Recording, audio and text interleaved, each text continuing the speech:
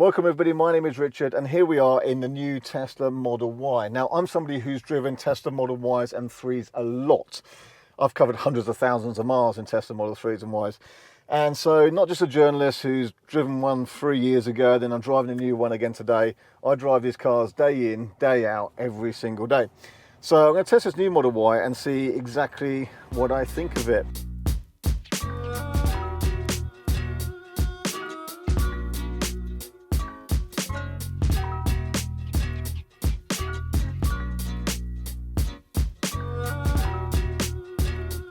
One of my small complaints about the old Model Y, brilliant practical family car, but the ride is quite firm. I always found it okay on the motorway, but I did find it a little bit fidgety. So that's one of the key things I want to test with this new car. And I will talk to you about a few other little bits and pieces, but I'm not going to kind of do the luggage in a boot thing. And you know, there's channels have done all that kind of stuff. How many people can you sit in the front and all that kind of stuff? We know all that stuff really already. But a few little key differences that people might not have mentioned yet. That includes the turning circle's been improved. I've yet to test that myself, but I never found it particularly a problem, but some people did. But the turning circle is now improved. Unlike the new Model 3, there's now an indicator stalk here. There are new cameras and the angle of view is slightly different on those cameras. We've also got a front camera now as well. And there's a couple of other interesting things where they thought about how they might repair the car should, you know, somebody bang into it with minor repairs, you know. So, for example, the lower front bumper, if you scuff that on a bit of stone wall or curb, well, that whole lower front bumper plastic section is now removable and can be purchased as a separate part and easily replaced. To be fair, when I had my first Model Y, I had a neighbour reverse into it and damage it, and the whole front bumper, I bought that. It was I think it's £300 for the whole front bumper, so costs have always been reasonable, but now you can just repair that little front lower bit. Also, at the rear, it's got like a sort of proper rear bumper. The black plastic section low down sticks out a bit more, and again, easy to repair just that bit should somebody scuff it in a car park. I think even the wheel arch trims at the back are just flared out slightly more, so again, your car park scuffs and such like should catch that plastic trim, easy to repair, not damage the bodywork. Even the top of the tailgate, where you're going to cut the sort of spoiler shape, now that was always something that I've seen little dents on. People tend to reverse into their wheelie bins, and because that sort of spoiler bit at the back sticks out, people would happily reverse into a bin, put a little dent in that, but now that top section there can easily be replaced as a separate unit, which is great. So there's a few little interesting bits like that about repairability, but what I want to do in this video really is just talk about the drive, and it's the main bit I want to focus on. I've covered a walk around video of the car and shown you a bit of the interior before, but it's the driving experience. So let's go back to that and talk about how I would criticise the earlier Model Ys, the old one now, for having a sort of fidgety ride. I always found it okay on motorways, and it's a very sporty feeling car, and indeed quite a quick car as well. But I would find it just a bit fidgety when the roads were bumpy, potholed, around town on speed bumps. So that's the main thing I want to try out with this car here. So this is a launch edition car. It's been lent to us very kindly from Tesla. I've just gone to the Tesla Winchester showroom where they've got a couple available for demo drives, so do check them out. Very nice and helpful in there. I pop in there all the time for charging and such like on the way up and down the M3, my common route. So these are roads I know really well. I've driven miles and miles and miles in Model 3s and old Model Ys, and I've sat in this traffic jam as I am now for miles and miles. But in a minute, we will get out on some open road, and I'm heading straight for the A31 northeast out of Winchester because it's a dual carriageway, fast, but with lots of bumps and undulations. It's a great suspension test. So I would criticise the old Model Y for having a slightly firm suspension. Sporty car, yes, but a little bit firm also. And it wasn't always brilliant. Here we go. Right, we should clear the traffic in a moment.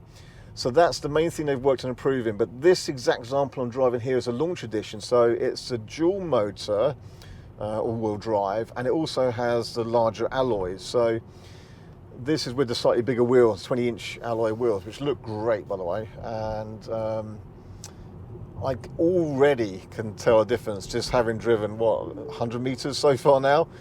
And it instantly feels smoother. So I'm also very used to driving the new Model 3 Highland versions. I've had two of them for myself. So I know that they were a step forward compared to previous Model 3s for refinement and ride comfort. Really keen to see that in this car. And I'm feeling that already. Very nice. Sorry, I'm just sort of concentrating on how it's feeling. There's some little ripples in the road here, and I'm going to get out onto some faster road in a minute. But literally, first impressions are it feels very nice. It'll be interesting to get to these faster roads in a minute, and we can really test it. But again, what I will stipulate, by the way, is I don't work for Tesla. I'm not trying to sell you a Tesla. I'm just an independent guy, and I will be completely transparent on whether I like this car or not like this car. Been getting some criticism recently. I think there's obviously just a section of people who are against Tesla at the moment. Political opinions have been flowing through. I think it's dying down a little bit now. And look, I'm just a guy who's going to tell you about this car. Whether you like Tesla or not, Tesla have done a lot for the automotive industry, a lot for getting electric vehicles out there in the mainstream, a lot for changing how cars are produced, a lot for making and helping a transition to sustainable energy. And this is an important car. It is one of the #1 selling cars globally, throughout Europe, throughout the UK. So this is important. So whether you like Tesla or not, don't blame me, I'm just a messenger, but I will tell you what I think of this car and how it drives. And then you can make your own opinions of whether you want to endorse Tesla or not. I'm completely independent. I will just tell you as it is. In fact, to be honest, I sell used Teslas. It's in my interest, if I was going to say it, to say, well, the used ones are great, don't go buy a new one, but that's not the way I do it. I would say it as it is. Okay, all right, the road's opening up here now, so we're 60 miles an hour on that A road with some bumps, undulations. We're going to get to some dual carriageway in a minute ahead, and we'll really put this to the test. So this is going to be interesting, but already I'm finding this much more refined and sophisticated probably compared to the earlier cars. Yeah, this is nice. Right, I'm going to let my colleague come past me, and then we can do some shots of the front of this car. So he's coming past in our own Model 3 called Miles. That car there, that Model 3, is just over 3 years old and has done 220,000 miles. It's never broken down.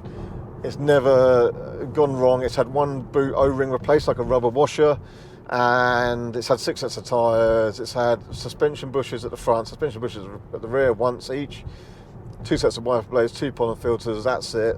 The car still drives great. So Tesla do know how to make a good product, and one that will last very well with little maintenance, you know, not the usual servicing kind of schedules like we're used to, but just look after your car and it will look after you. Did you realise that rear light, the red light that you see when the rear lights are on, is just a reflection? The light is up and underneath, but when you see it from behind, you are just seeing the reflection on the panel. That's quite an interesting bit of design. But I'm not going to talk about the design too much. I think they've made improvements. I think it does look a bit sharp. I'm not a big fan of light bars right across. It's kind of a bit done now and looks a bit more sort of like a Chinese car with that. Not that that's necessarily a bad thing. I'm not, you know what I'm saying, but I think it does look a bit sharper and it's nice. So sitting here, we've got ventilated seats now. The seats are more supportive at the sides. They feel a bit more supportive in the base as well, a bit firmer and more comfortable, I think. I'm still sort of getting the adjustment right on this one here. We've got the screen at the back here now as well, of course, like the refresh Model 3. And it's just a nice place to be. It does feel more premium, just kind of a bit of texture in the door there, speakers there, the little sort of Alcantara dashboard. That's a good idea. Who'd have thought we didn't do that? And it all feels really nice in here. You can obviously have the kids use the screen in the back, but you can lock it here as a parent. There's electric seat adjustments in the back, but you can lock it here as a parent. And everything is on the screen or with voice control, but that's fine by me. The Tesla software is brilliant. And once you've got everything how you like it, you just save it and then it's saved. Now, if I get an hour of a car there, that would be in my positions. My colleague gets it, it's in his position. So I love the way everything is saved to you. So I love all the software in this. I love the route plan and I love the app. Tesla know how to do software. The Chinese and Korean manufacturers could do with, taking a leaf out of the book. I know, Chinese cars like to copy, but Tesla software is leagues above anything else, really. The only other software I like to use in a car probably is Polestar stuff. It's quite pleasant to use with nice graphics, but in here feels very nice. Right, back to the driving though. So this is the dual motor version with the bigger wheels, but the ride comfort in this is nice. It's kind of how it always should have been. I mean, would some people even find it too soft? I don't know. I think it feels well damped. And I'm just coming up to some bumps here. Right, let me just get alongside, put my foot down. There we go. Little jab at the accelerator. Yeah, plenty of performance like we're used to. We know Teslas are quick. That's not a problem. So we come down into compression there. Some bumps on the outer lane there. And this just feels nice. Still got a very sharp, sporty steering. Reduced turning circle now, by the way. So if you did have criticism of the old turning circle, then this is now better. But still that very sporty steering feel, very precise. Again, kind of in a way, sometimes too precise when you cruise down the motorway. You've got to kind of keep your hands on it, you know. But it does give that nice kind of sporty feel, something a bit more dynamic compared to a lot of cars. But again, my main focus today is just absorbing, if you excuse the pun, the ride comfort of this car, because it was the thing that always really just bugged me a little bit sometimes. You know, I'm not the slimmest chap in the world, and the old car was great at letting me know that and reminding me by jiggling bits of my body around, and this is much better. Oh, just much better. Yeah, that's good. So the damping's nice, some potholes there. Good. Yeah, this just feels nice. It does feel good. So, if you've driven the old Tesla Model Y, it is going to feel very familiar to you. But when you have those little bumps that just kind of give you that bit of jiggle, or just go, oh, there's a bump, then it's just taking that out of the equation. Otherwise, it feels quite similar. So, I've seen some reviewers go, oh, this is leagues apart, like a different world. And you go, well, it is better. It's a good evolution of it. Absolutely, it's a good evolution of it. It drives really nicely, very smooth, but without being kind of wallowy and wafty, I don't think. I'm going around a couple of roundabouts now, and it still seems to have reasonable body composure. You know, for a car that doesn't have air suspension and needs to feel a bit sporty, I think it's striking a really nice balance. So there are kind of waftier cars with softer damping, and still like probably something like a Hyundai Ioniq 5 would still be, you go over a bump and it goes, it's got soft damping, and this is kind of go over the bump and that's it, you know. Whereas the old car go bump, and then this car's like, yeah, over the bump, yeah, all good. So this is nice, just a nice balance, sporty, more comfortable. You still know what's going on the road. It's not like the road's a stranger to you, but yeah, no, good. Right, I'm just going to make sure I put the headlights on so you can see on this shot here what it's like headlights on, because those lights you see at the front, the bar, not the headlights. The headlights are lower down in the bumper, so they'll be matrix now as well. The spec on the Teslas is pretty good, you know, the dual phone chargers, double glazed windows, matrix headlights, that's all there, that's all standard on all of them now. I think there's a different stereo on the dual motor long ranges. I think my pick would be a long range rear wheel drive if I were getting one. Will I get one? Maybe. Put your comments down below, place your bets. A couple of bits of roadworks here.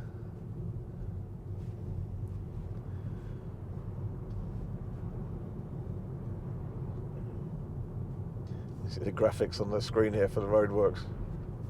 Right, put the lights back in auto now. Put the foot down there. There we go. So you've still got that instant throttle, of course. A little bit of motor whine when you put your foot down.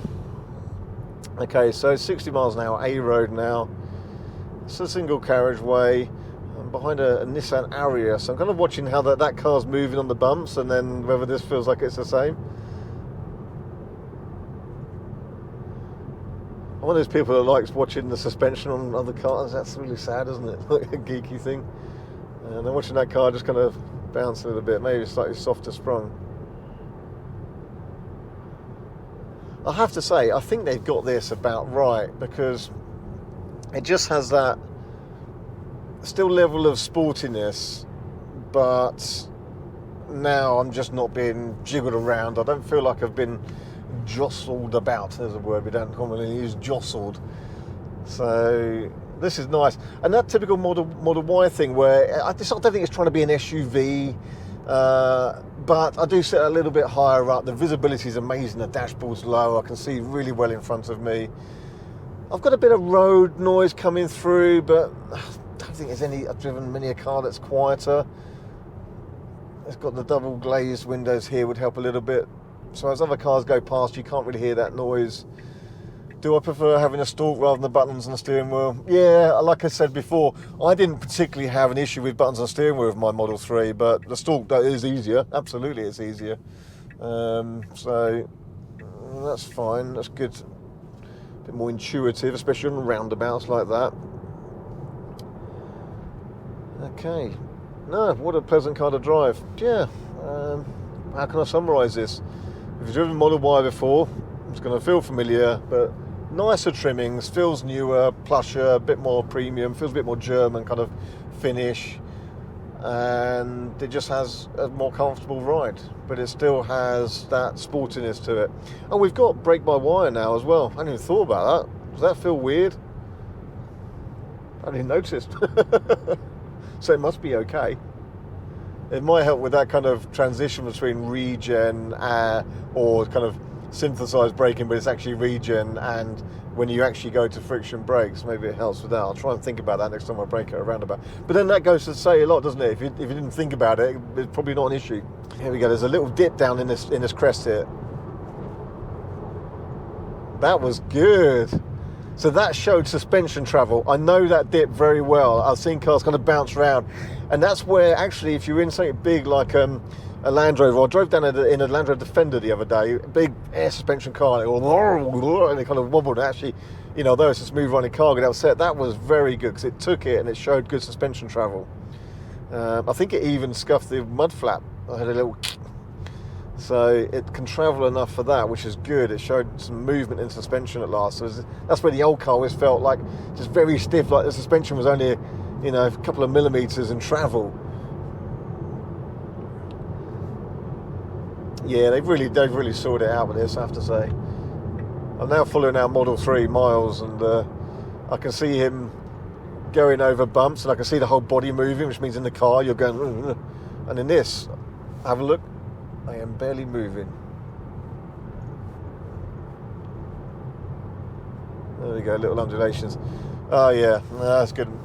I'm impressed. You know what, it sort of feels like it didn't take a lot, but give it some suspension travel, sort out the stiffness of the springs and the dampers, and there you have it. You've got the Model Y sorted. Still sporty, still agile, but just absorbent and comfortable. And that's probably the best thing I do to summarise the new Model Y. Just kind of looking at this front camera and see how that works. So I'll get quite close to that car there. So it's quite a sort of, kind of fisheye lens there. The camera at the rear is slightly different as well, a bit more wide angle. Although I don't really notice the difference with that so much. Obviously having the front camera is a new thing with Tesla. That's quite cool.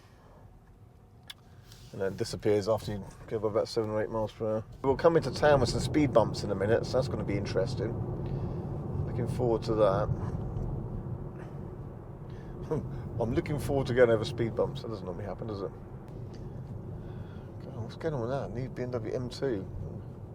Looks like a cardboard box that's been kicked down the street. Some potholes there, so low speed potholes, good. Speed bump, both axles at the same time, good.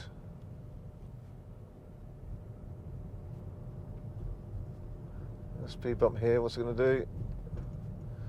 Yeah, so low speed bumps as well, quite absorbent. Again, air suspension car would probably be just take a little bit of out of it first, a little kind of movement. But I mean, we are talking like air suspension Land Rovers or Mercedes S-Classes or BMW 7 Series. But for a car that's not on air suspension, this is, and still feels sporty, this is good. All right, I'm going to take these square speed bumps and go across both deliberately. Even that was okay. That was all right. Wow. It didn't crash me about. That's the main thing, like, as not the main thing, but like, it didn't do that. Yeah. Well done, Tesla. In 500 feet. I mean, there are some people where this car won't be for them. There's a certain section that, obviously, given my vocal political opinions, you're going to rule out Tesla straight away. There are some people who will just want a more familiar dashboard layout and not kind of everything on the screen. I like this, it's fine. And not having the speed of this, fine. Not having a head-up display, honestly, it's fine. Your speed's right there and everything's visible. But so I don't think we need to make those same dramas. At least that's my opinion personally. So some people won't be for, but I have to say, just as a complete all-rounder, if there was like one car left ever, you know, this would have to be something of contention, because it is just a great all-rounder, and there's just one little thing left which I wish Tesla would change, and it can't even be changed with software, and that is courtesy lights in the door handles. Lights in the door handles. So when it's pitch black, you know where the door handle is, and you can access the door without fumbling around in the dark, wondering where the handle is. I don't even like the actual handles, to be honest. I prefer if you had a normal kind of handle you can pull properly rather than kind of thumb and finger thing. So the door handles with lights in Tesla, that's about all you've got left to do. And then I'd quite like an even bigger version, which is a bit like a sort of Kia EV9 big, like a bit like the X was, but bigger, squarer, 7 seats. And then I'd also like just a hatchback version, please. And then you've got a great lineup. So that is a very good car. It might not be for everybody, but if you take the politics out of it, what's this car like to drive? Very nice. What's the quality like? Very nice. The software, awesome. As an electric car goes, the ranges can do long ranges, bigger battery ones, over 300 miles quite happily. Well, as long as you're sensible, but over 300 miles capable. So I'm really impressed. But for me, having spent many hundreds of thousands of miles driving Model 3s and Model Ys, just having that suspension now more refined and more comfortable is just fantastic. I can't think of much to criticise it for other than lights and door handles. There we go, let's be that petty now, just that. Okay, all right, thank you for watching. I'll see you on the next video soon.